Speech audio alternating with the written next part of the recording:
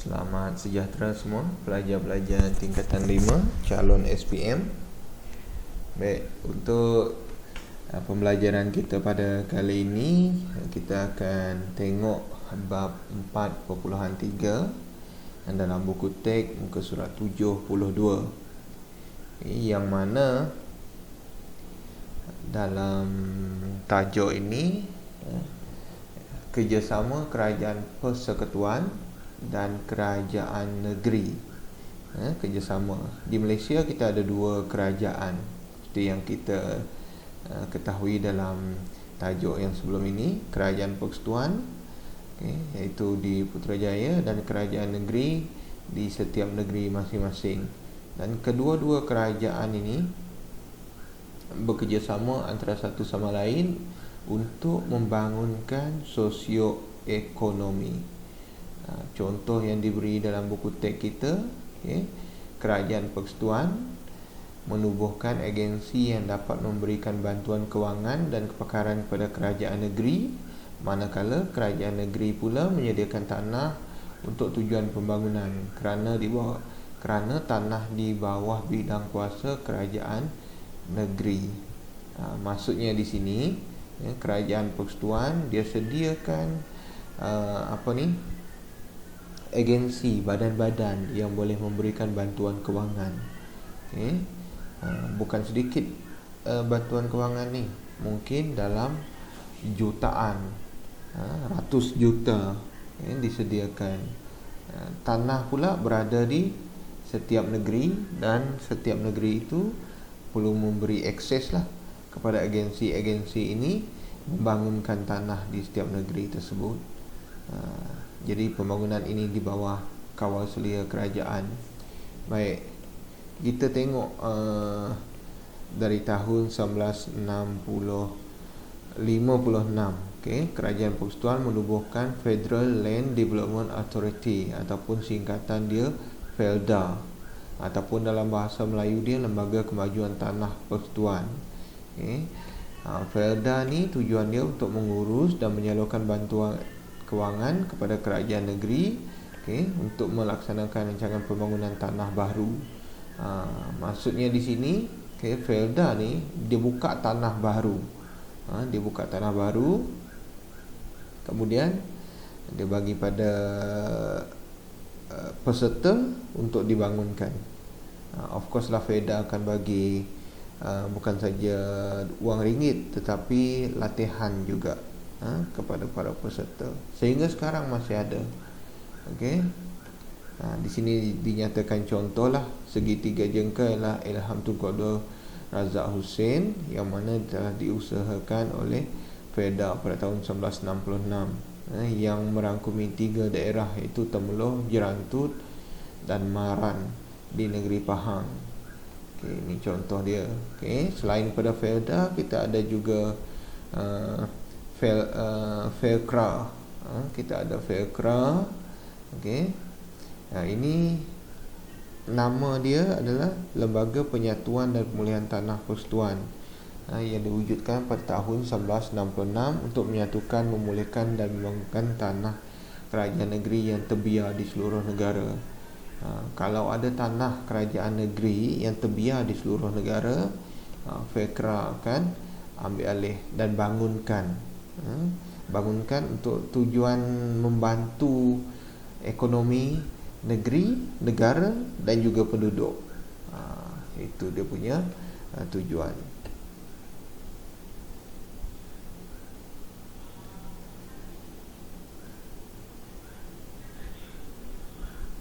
Baik, ini pembangunan wilayah.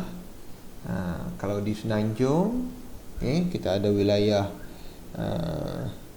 Kedah, di negeri Kedah, Lembaga Kemajuan Wilayah Pulau Pinang, PERDA, Lembaga Kemajuan Tanah, Lembaga Kemajuan Johor Tenggara, Kejora, kita ada di negeri Pahang, Dara, di Terengganu ada Ketengah, di Kelantan ada Kesedar.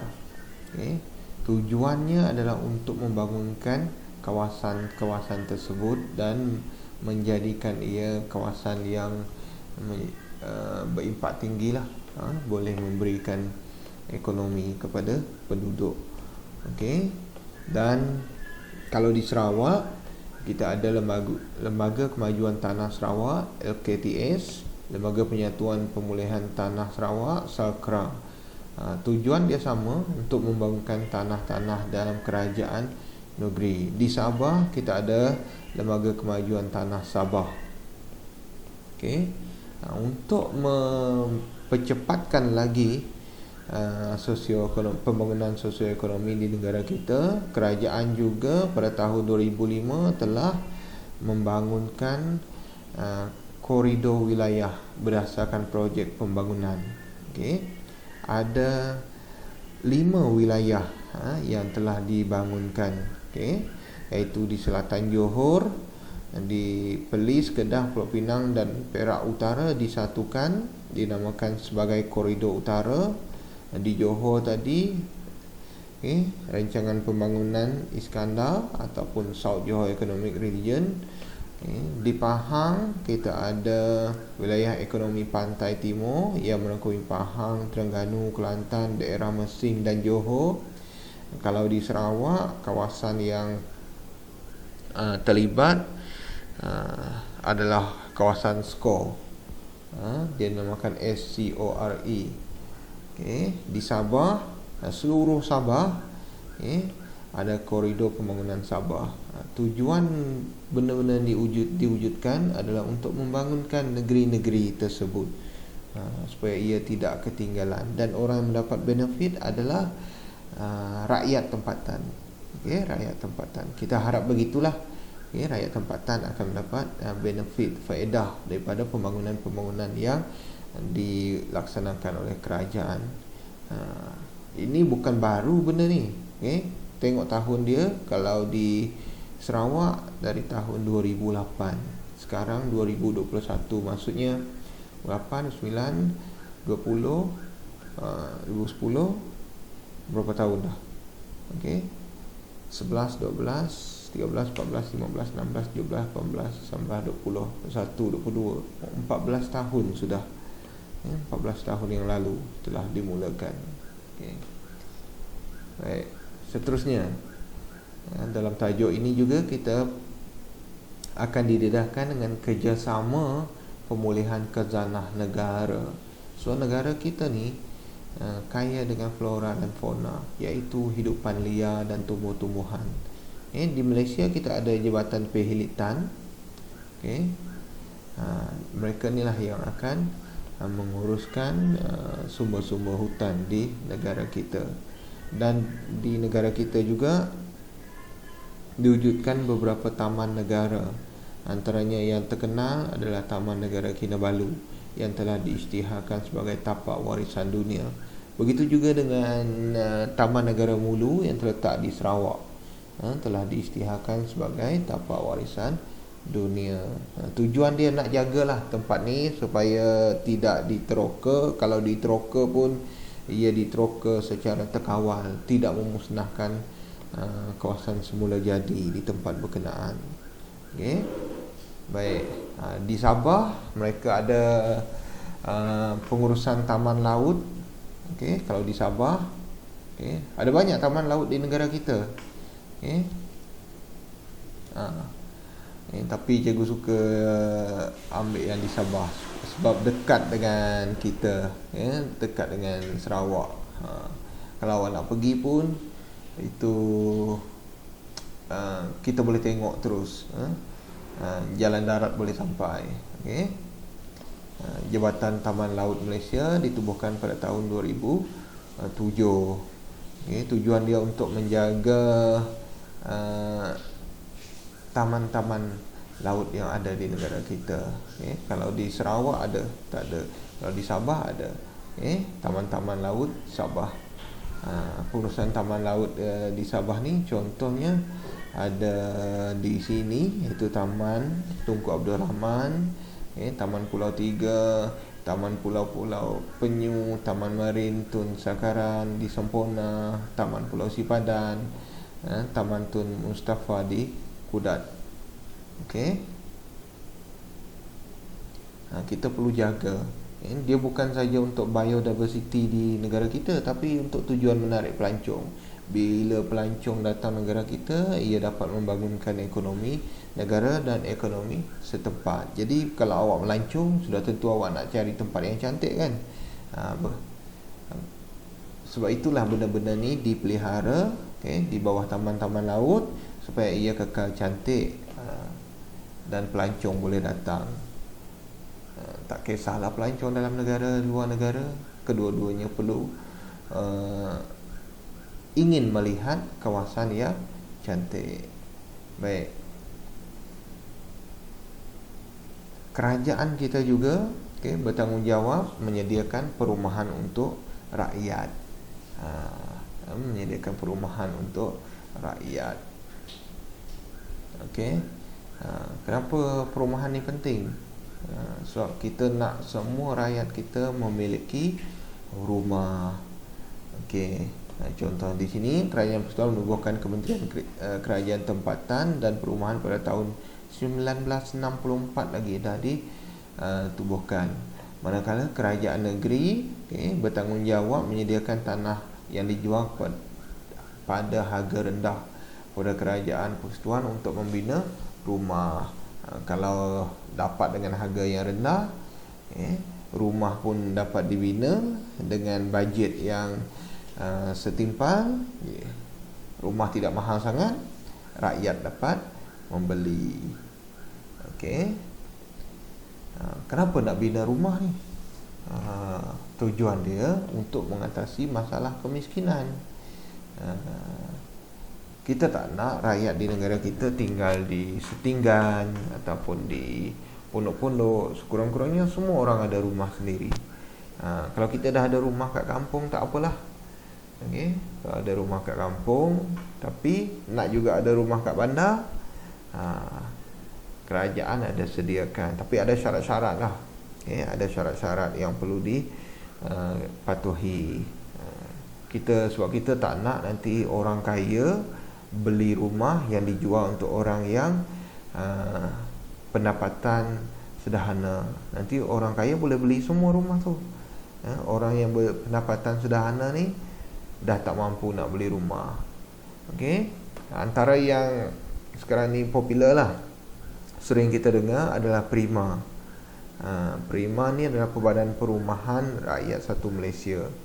Jadi dia beri subsidi untuk rumah-rumah yang dibina oleh pemaju. Kerajaan beli subsidi. Jadi kita boleh dapat rumah dengan harga yang sedikit murah daripada harga pasaran. Baik. Kerjasama seterusnya adalah menjamin keselamatan dan kedaulatan negara. Ini sejak dari dulu lagi, sejak dari zaman komunis lagi. Diadakan kerjasama antara kerajaan pusat dan juga kerajaan negeri.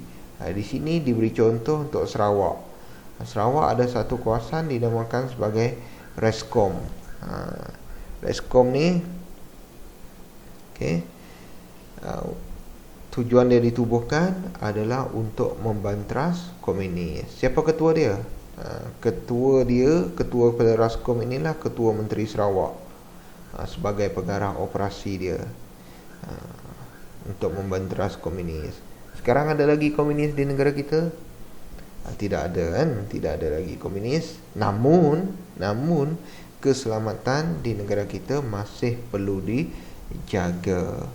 Masih perlu dijaga.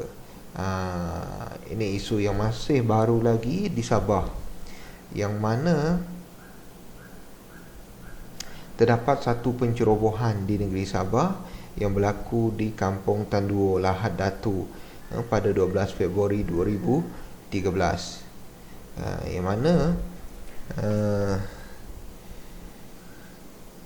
datang sekumpulan pengganas menceroboh kawasan Sabah, dan kerajaan kita menghantar pasukan ke sana untuk menjaga keselamatan penduduk dan juga untuk mempertahankan tanah air dia lah. Mempertahankan tanah air kita. Dan kejayaan dia, penduduk di kejayaan kita adalah kita berjaya menghalau pengganas ni. Kita berjaya halau pengganas ni keluar. Sudah tentu ada pertempuran dan pertumpahan darah yang berlaku. Namun kerajaan kita tak boleh anggap walau benda ni selesai. Kita mesti sentiasa menjaga keselamatan daratan dan perairan di negara kita, terutamanya di negeri Sabah. Maka diwujudkan adalah Eskom. Eskom ini mereka jaga kawasan di Sabah ni sebab banyak lanun di kawasan ni. Jadi dia perlu dijaga sehingga ke hari ini, sehingga sekarang masih dijaga. Jadi pasukan keselamatan kita dihantarlah ke Sabah, mungkin ada secara bergilir-gilir ke sana, mungkin dalam 3 bulan, lepas tu balik semula ke stesen bekerja asal, diganti pula oleh pasukan lain. Nak jaga perairan di negara kita, sebab kita tak nak perkara ini terjadi 2 kali. Terjadi 2 kali. Baik. Sampai di situ saja untuk tajuk 4.3 untuk sejarah kelas kita pada kali ini. Cikgu akan sediakan bahan untuk awak jawab. Jadi tolong jawab dalam link yang akan diberikan selepas ini. Baik, sampai di situ saja. Terima kasih.